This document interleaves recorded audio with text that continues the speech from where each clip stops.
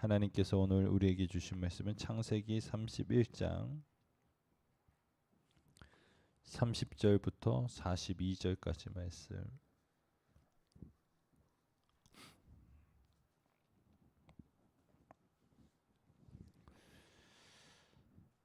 30절부터 42절까지 말씀, 그 말씀 중에 40절부터 42절까지 말씀만 먼저 교독하고 합독하도록 하겠습니다.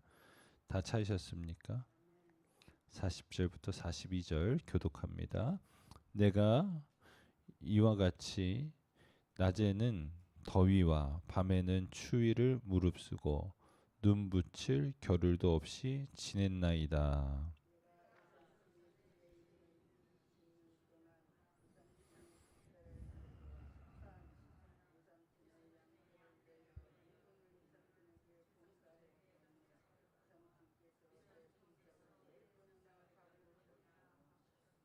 같이 있습니다. 우리 아버지의 하나님 아브라함의 하나님 곧 이삭의 경외하는 이가 나와 함께 계시지 아니하셨더라면 외삼촌께서 이제 나를 빈손으로 돌려보내셨으리다마는 하나님이 내 고난과 내 수고를 보시고 어젯밤에 외삼촌을 책망하셨나이다. 아멘. 할렐루야. 오늘 계암교회 새벽 예배 오신 여러분들 한 분 한 분을 예수님의 마음으로 사랑하고 존경하고 축복합니다. 오늘은 이제 30절부터 같이 나눌 텐데 어제까지 나눴던 내용은 이제 야곱이가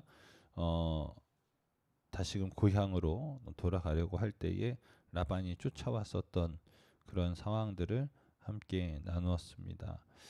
자, 30절부터 같이 나눌 때에 이제 쫓아와서 만났고 이제 라반이 어떻게 해서 갑자기 너 그렇게 갈 수 있느냐 하면서 이야기가 되어지는데 라반이 이렇게 이야기하는 거예요. 이제 내가 내 아버지 집을 사모하여 돌아가는 것은 옳거니와. 그러니까 너가 지금 다시금 고향으로 가려고 하는 것은 내가 지지하겠다. 그런데 문제가 있어. 그게 뭐냐면 어찌 내 신을 도둑질 하였느냐라고 물어봐요. 그러니까 지금 라헬이 드라빔을 훔쳤던 것 그것들을 의미하는 것인데 31절 말씀에 야곱이 라반에게 대답하여 이르되 내가 생각하기를 외삼촌이 외삼촌의 딸들을 내게서 억지로 빼앗으리라 하여 두려웠음이니이다 하면서 왜 내가 그렇게 야반도주하듯이 그렇게 도망갈 수밖에 없었느냐, 이렇게 출발할 수밖에 없었느냐. 그 이유는 뭐냐면 외삼촌이 내 아내들을 억지로 빼앗을까봐 두려워해서 그렇게 출발을 했다라고 말합니다. 자, 그러면서 이렇게 야곱이 이야기를 합니다. 외삼촌의 신을 누구에서 찾든지 그는 살지 못할 것이요 우리 형제들 앞에서 무엇이든지 외삼촌의 것이 발견되거든 외삼촌에게로 가져가소서 하니 야곱은 라헬이 그것을 도둑질 한 줄을 알지 못함이더라 라고 나와 있어요. 자, 이제 일단은 라반은 드라빔이 없어진 것을 알고 이제 찾아보려고 하는 거예요. 내신 내놔라 하면서 이야기를 합니다.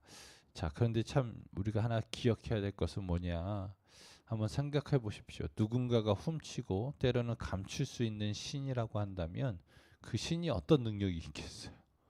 무슨 얘기인지 아시겠죠? 그러니까 여러분들 이 우상에 대해서 한번 잘 생각을 해보셔야 되는 거예요. 특별히 라반의 표현 30절에 보면 내 신을 그러니까 내가 마치 소유한 것처럼 표현하는 이 신이 어떤 힘이 있고 어떤 보호하심이 있겠습니까? 우상은 우상일 뿐인 겁니다.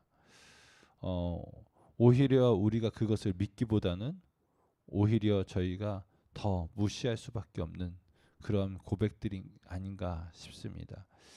자, 그러면서 여러분 야곱은 자신의 결백을 주장하기 위해서 야곱은 다짐합니다. 그런데 만약에 실질적으로 드라빔이 나왔다고 이제 라헬이 훔친 건 사실이니까 나왔다고 하면 어떤 일이 벌어지는 거예요? 라헬 죽게 되는 거예요.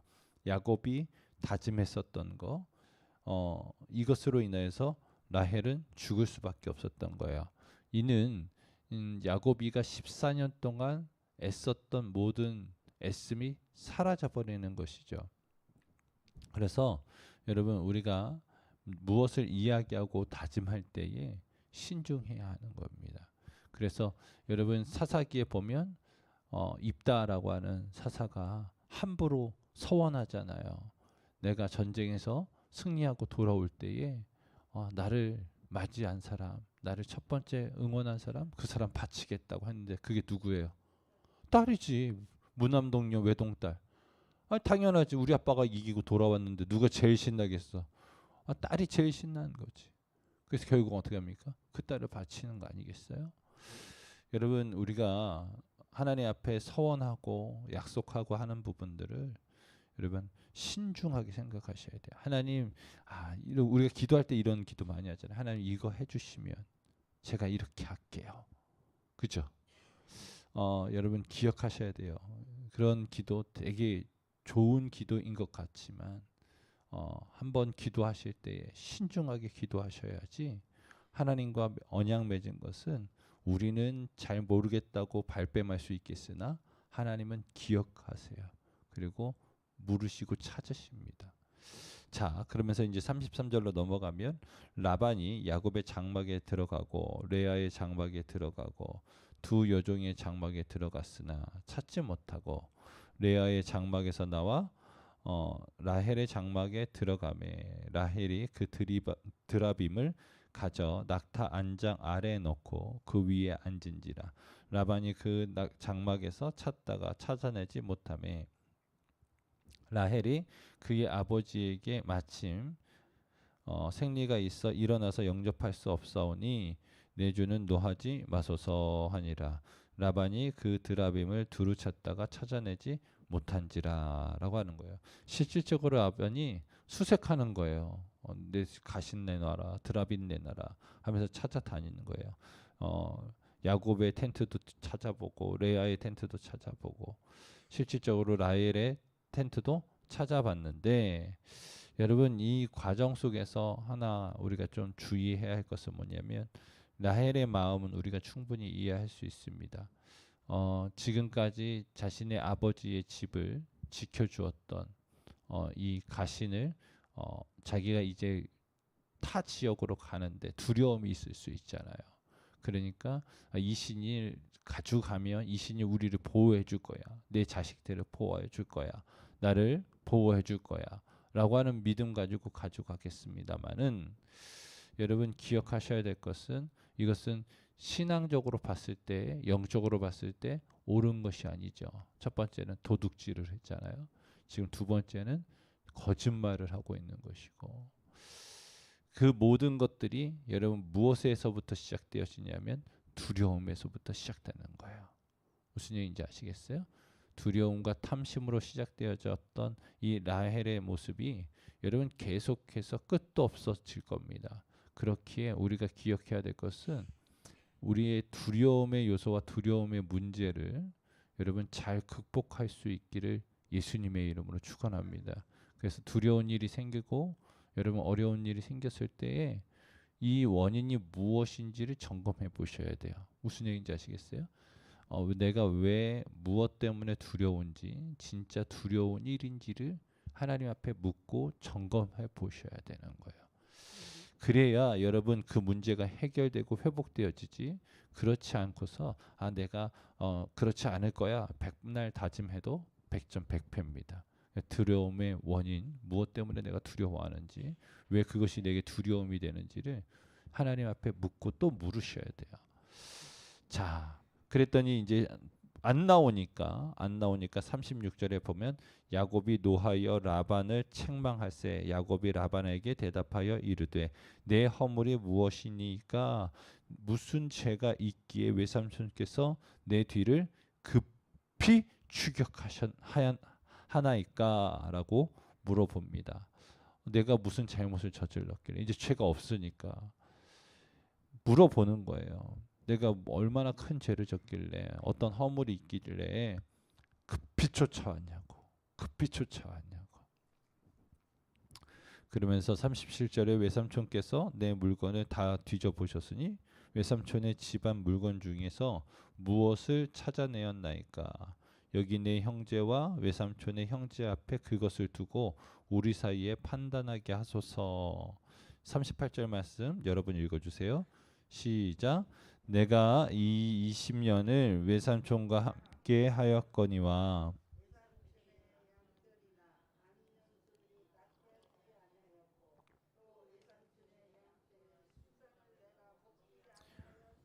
39절까지 읽겠습니다. 시작.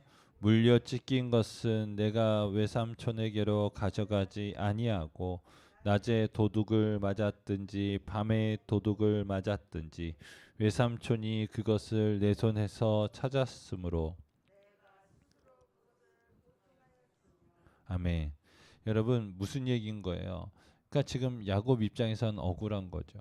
내가 지금까지 이렇게 해왔는데, 내가 이렇게 섬겼는데 어쩜 이렇게 안 알아줘라고 이야기하는 거 아닙니까? 사람들은 누구나 인정받기를 원하는 욕구가 있죠. 그런데 기억하세요. 우리가 세상에서는 그럴 수 있어요. 세상에서는 인정받고 싶은 욕구를 채우기 위해서 어떤 일도 하고 때로는 어떤 봉사도 하고. 그런데 여러분 교회에서는 여러분 그것이 되게 하나님 앞에 민망한 일인 거죠. 무슨 얘기인지 아세요? 여러분들이 헌신하고 수고하는 것은 너무나 중요한 일입니다만은 여러분 하나님께서 먼저 선행을 베푸시고 먼저 우리에게 부어주신 은혜가 있기에 우리가 그것에 반응해서 하는 것이에요. 그러니까 우리가 무언가 먼저 드리는 것이 아니라 하나님께서 먼저 부어주신 게 있는 거예요. 무슨 얘기인지 아시겠어요? 그러니까 여러분 우리가 하나님 앞에 무언가 인정받거나 우리가 무언가를 주장할 수 없어요. 사실은. 그래서 바울은 항상 내가 하나님 앞에 무익한 자라고 이야기하지 않습니까? 그렇게 선교하고 그렇게 열심히 봉사하고 헌신하는데도 자신은 무익한 자라는 거예요. 여러분 하나님이 우리에게 전부를 다 드렸어요. 우리의 헌신이 진짜 전부를 드리는 헌신입니까? 자신의 생명까지 다 내어드리는 헌신이에요? 그렇지 않잖아요. 사실은 어떤 우리의 삶의 일부분을 드리는 거지. 우리가 할 수 있는 일부분을 드려본 거지. 여러분 예수님과 같이 자신의 생명을 내어드려서 여러분 교회를 섬기고 그런 것이 아니잖아요. 솔직하게 얘기하면. 그렇게 우리가 하나님 앞에서 교회 앞에서 내가 인정받겠다라고 하는 것은 여러분 다른 거예요. 하나님께서 주신 은혜와 그 사랑으로 우리가 감사하여 믿음으로 반응해야 하는 것이죠. 그래서 이 작은 헌신을 하는 것도 하나님 앞에 감사하는 거예요. 그래서 제가 늘 말씀드리는 건 하나님 앞에 충분한 사랑을 받지 않으면 헌신하고 봉사하는 것이 오히려 내 신앙의 방해물이 될 수 있다니까요. 저는 여러분들이 정말로 하나님 안에서 특별히 야곱이가 이 고백하는 것처럼 외삼촌이 급히 쫓아온 거. 그런데 아무것도 없는 상태에서 이제 야곱이가 억울하기 시작한 거예요. 과거에 속상했었던 이야기들을 쭉 하는 거예요. 내가 20년 동안 정말로 외삼촌하고 함께하면서 최선을 다했다. 그러면서 암양들이 낙태하지 않았다. 그리고 내가 외삼촌의 순양들을 먹지 않았다. 취하지 않았다. 그리고 물려 찢긴 것을 만약에 이제 동물들이 와서 해한 거 있잖아요. 밤사이에 곰이 와가지고 막 해한 거 그런 것들은 외삼촌한테 가져가지 않았다. 그거 내가 다 변상했다. 그리고 내가 만약에 도둑 맞았으면 그거는 또 외삼촌이 그걸 또 다 알아가지고 다 내게서 취했다라고 말하고 있는 거예요. 그러니까 나는 지금 외삼촌한테 해를 준 거 하나도 없다라고 이야기하는 겁니다. 그러니까 야곱 입장에서는 속상할 수밖에 없죠. 최선을 다했는데 당연히 속상하지.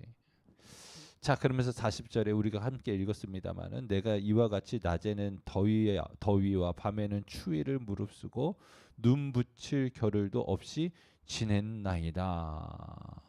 여러분 지금 야곱이가 뭘 하면서 이랬다라고 이야기하는 거예요. 양을 돌보면서, 특별히 누구 양? 삼촌의 양을 돌보면서. 여러분 저는 오늘 이 말씀 준비하면서 다시금 하나님께서 저한테 도전하시고 마음 주신 것은 뭐냐면, 야 너가 내가 맡긴 그 양들을 이와 같이 돌보고 있느냐라고 하는 물음을 주셨어요.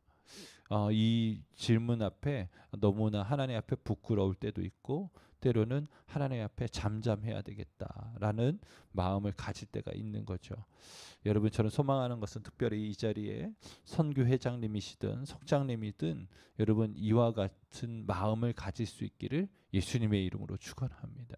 그래서 하나님께서 맡기신 귀한 영혼들, 낮에는 더위를 무릅쓰고 밤에는 추위를 무릅쓰고 정말 눈붙일 겨를도 없이 하나님 정말로 주님께서 맡겨주신 영혼들을 돌볼 수 있는 저와 여러분이 될 수 있기를 예수님의 이름으로 축원합니다. 자, 그러면서 야곱의 억울한 마음이 계속 나와요. 41절에 봤더니 내가 외삼촌의 집에 있는 이 20년 동안 외삼촌의 두 딸을 위하여 14년, 외삼촌의 양떼를 위하여 6년을 외삼촌에게 봉사하였거니와. 외삼촌께서는 뭐라고 얘기해요? 내 품삯을 10번이나 뭐 했대요? 바꿨다. 자, 보세요. 여러분 우리가 이제 성도님들은 이제 일하시는 분들도 계시고 하시니까 요즘에는 이제 최저임금이라고 하는 그런 시스템이 있으니까 어느 정도 되면은 시간이 지나고 그러면 임금이 올라가야 되잖아요. 최저임금에 맞춰서. 그러니까 여러분 임금 협상을 한다고요. 그러면 여러분 우리 자녀들이 엄마 나 연봉이 좀 올랐어. 그러면 기분 좋아요, 좋아요. 좋아. 아이고 수고했다. 너가 인정받으니까 참 좋다. 그런데 지금 야곱이가 지금 외삼촌이 내 품삯을 10번이나 바꿨다는 것은 연봉이 올라갔어서 이 얘기를 하는 걸까요? 아니면 연봉이 떨어져서 이야기를 하는 걸까요? 100%지. 올랐으면 이거 외삼촌 고마워요. 외삼촌이 저를 생각해 주셔서 10번이나 올려주셨어요라고 하겠지만 그게 아닌 것 같죠? 그죠? 왜 이렇게 속상해하고 서운해하고 외삼촌 10번이나 바꾸면서 내 월급을 깎지 않았냐라고 이야기하는 거거든요. 여러분이라면 어떻게 하시겠어요? 우리 자식이 회사 다니는데 회사에서 10번이나 연봉 협상을 하는데 깎았어. 그 회사 다니라고 그러시겠어요? 어떻게 하시겠어요? 아이 다니지 말라고 그러죠.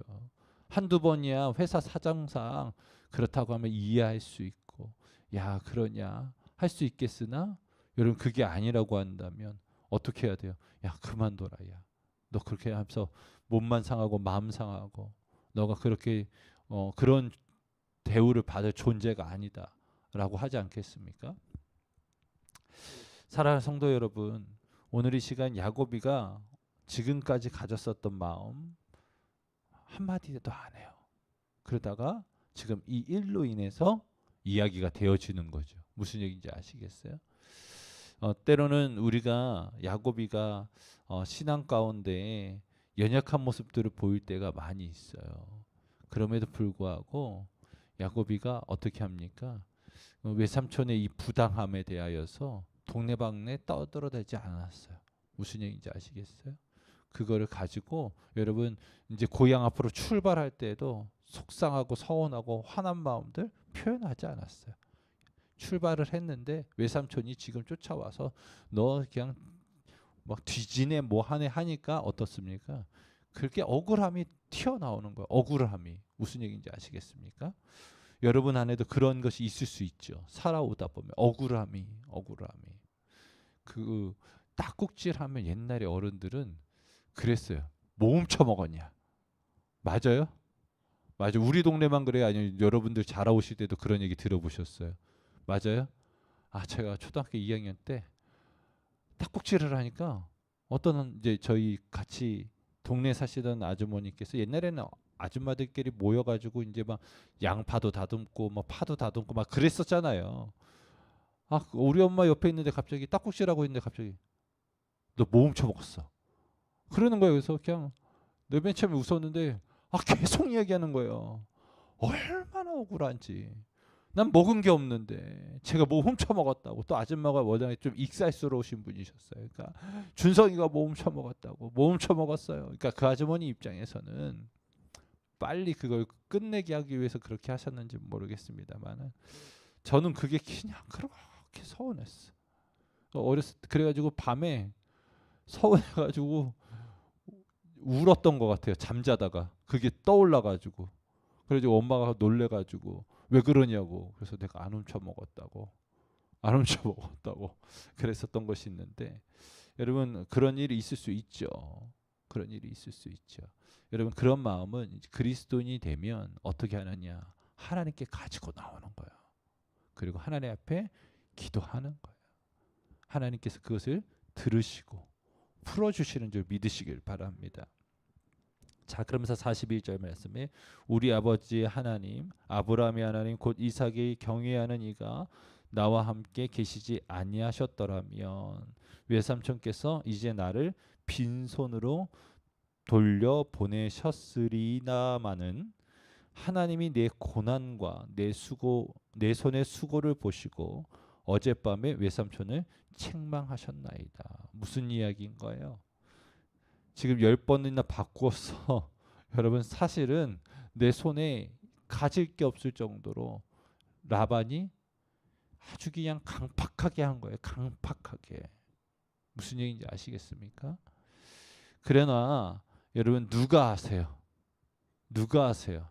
하나님이 아셨어요. 하나님이 아셨어.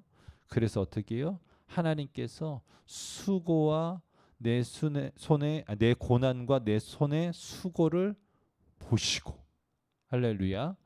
여러분 하나님이 보시면 하나님이 채우십니다.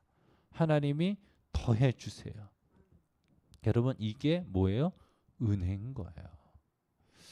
여러분 라반이 마치 자신의 소유가 마치 자신의 어떤 애씀으로 얻어진 거라고 고백할 수 있겠으나 그렇지 않죠. 지금 야곱이는 자신의 소유를 뭐라고 고백해요? 하나님이 주셨습니다. 하나님이 갚아주셨습니다. 라고 고백하는 거예요. 여러분 그 우리가 지나왔던 모든 순간이 뭐라고 그래요? 모든 것이 은혜. 할렐루야. 여러분 그 고백이 우리의 삶 가운데에도 항상 있기를 예수님의 이름으로 축원합니다. 우리 같이 찬양하고